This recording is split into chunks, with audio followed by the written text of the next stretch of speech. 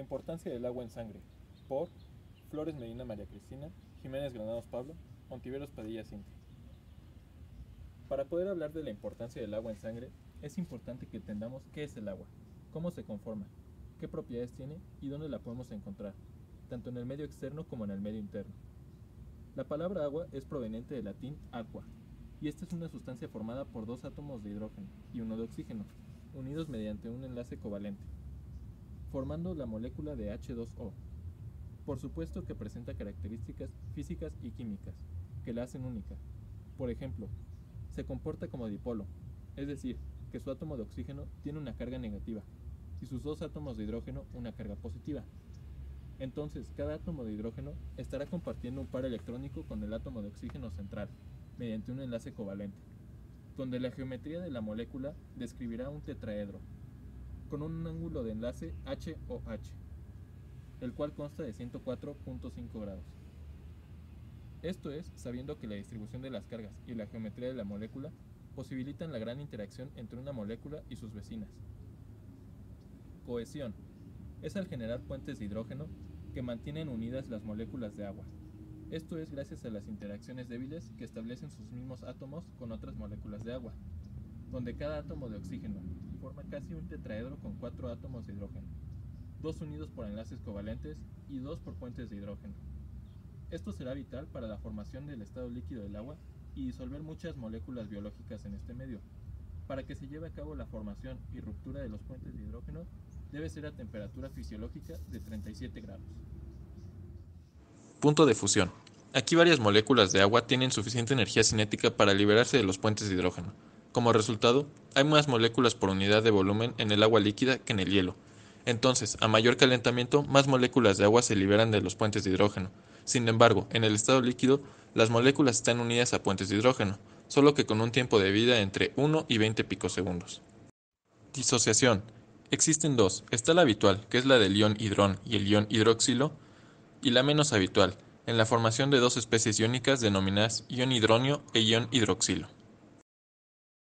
Calor específico elevado, es decir, que para elevar la temperatura del agua o aumentar la energía cinética de sus moléculas, primero se deben romper muchos puentes de hidrógeno, lo que absorbe una gran cantidad de calor, pero también puede proporcionar o liberar mucho calor con solo una ligera disminución de su temperatura en la formación de puentes de hidrógeno, lo que hace que la gran cantidad de agua de nuestro planeta modere el clima al absorber el calor en verano y proporcionarlo en invierno.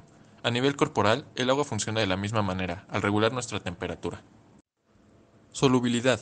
Las moléculas de agua polar son atraídas por iones y compuestos polares, lo que hace que estos compuestos sean solubles. Las biomoléculas polares se disuelven fácilmente en el agua, porque pueden reemplazar las interacciones agua-agua por interacciones agua-soluto. Resumiendo, su importancia es tal que es fundamental para la supervivencia de todas formas conocidas de vida. Esto se debe a que es el medio líquido fundamental en el que se desarrollan la mayor parte de las reacciones químicas de la célula, lo que convierte en el principal disolvente biológico. En el hombre adulto promedio, de 70 kilogramos, 60% de su peso corporal es agua, o sea, alrededor de unos 42 litros, dejando 40% de componentes sólidos. Este porcentaje puede cambiar dependiendo de la edad, el sexo y el grado de obesidad, ya que a medida que una persona envejece, el porcentaje del agua corporal total, que era líquido, se reduce gradualmente.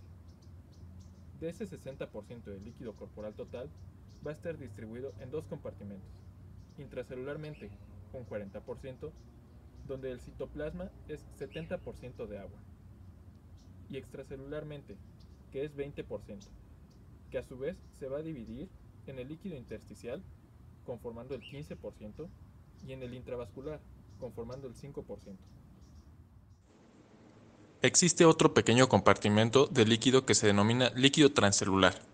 Este compartimento comprende el líquido de los espacios sinovial, peritoneal, pericárdico, así como el líquido cefalorraquídeo. Todos los líquidos transcelulares constituyen alrededor de 1 a 2 litros. La sangre es un líquido vital de nuestro cuerpo. Esta es conformada en un 80% por agua y el 20% restante consta de elementos sólidos.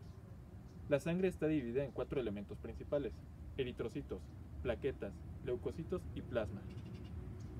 El plasma es una solución de proteínas y agua, donde su principal función es transportar los nutrientes, anticuerpos y metabolitos de todo el cuerpo.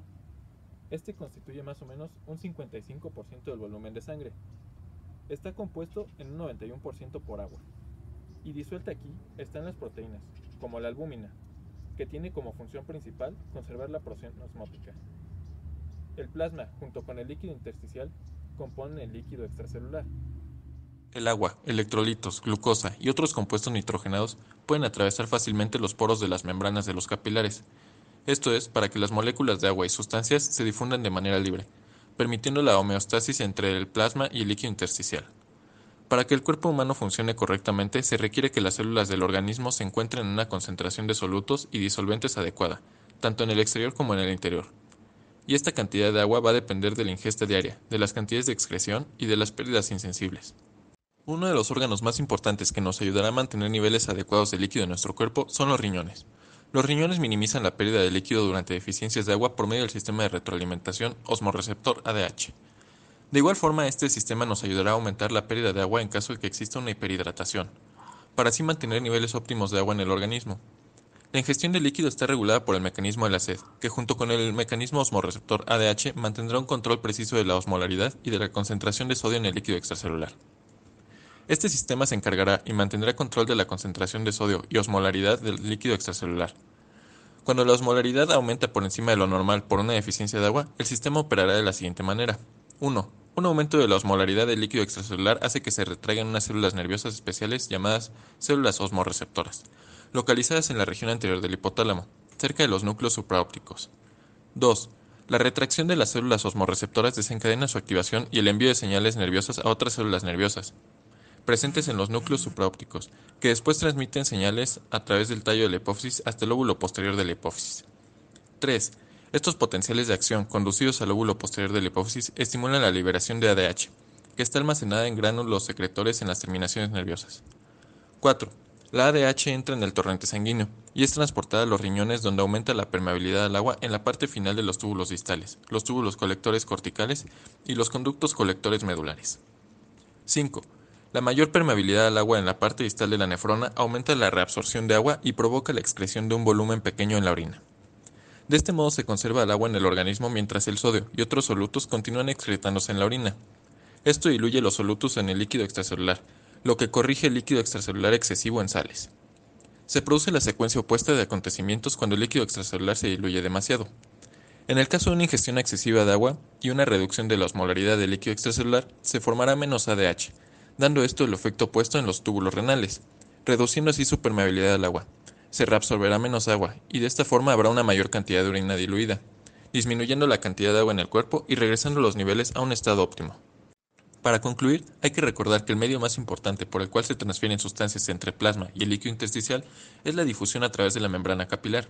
Es gracias al movimiento térmico de las moléculas de agua y de otras sustancias en sangre que se da la difusión, permitiendo así la interacción entre el líquido intersticial y plasma.